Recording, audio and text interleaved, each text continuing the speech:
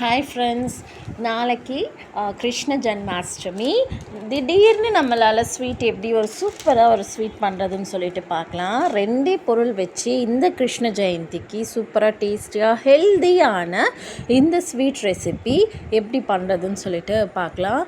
போட்டு கிண்டுறது, நம்ம ஸ்வீட்டுனாவே பாதி பேர் அதுக்கான டைம் எஃபர்ட் போடுறதுக்கு ரொம்ப யோசிச்சுட்டு ஸ்வீட் பண்ணுறதையே நம்ம நிறையா பேர் நிறுத்திடுவோம். கிண்டுன்னு கிண்டணும் அந்த மாதிரியெல்லாம் இல்லாமல் குவிக்காக எப்படி பண்ணுறது வீட்டில் இருக்கிற பொருளை வச்சுன்னு பார்க்கலாம்.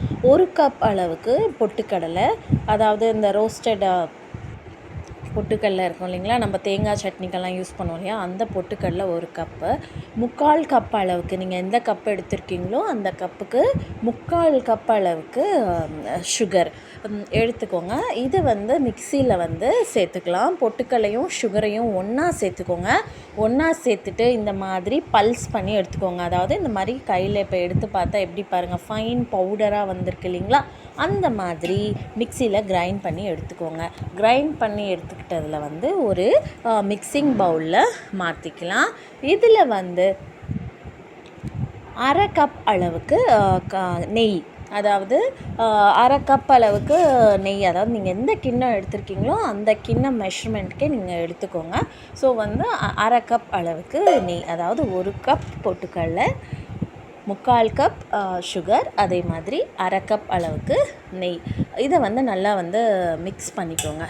மிக்ஸ் பண்ணிவிட்டு மிக்ஸ் பண்ணும்போதே உங்களுக்கு ஸோ இந்த மாதிரி வந்துடும். நல்லா மிக்ஸ் பண்ணிக்கிட்டீங்க அப்படின்னா இந்த மாதிரி வரும். ஸோ இதை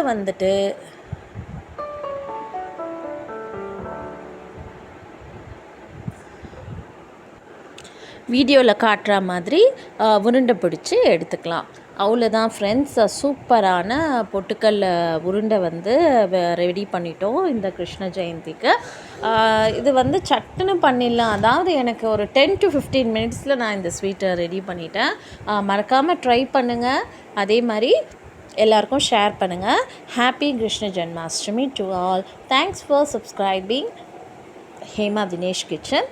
For more videos, click the bell button. Thank you. Thanks for watching.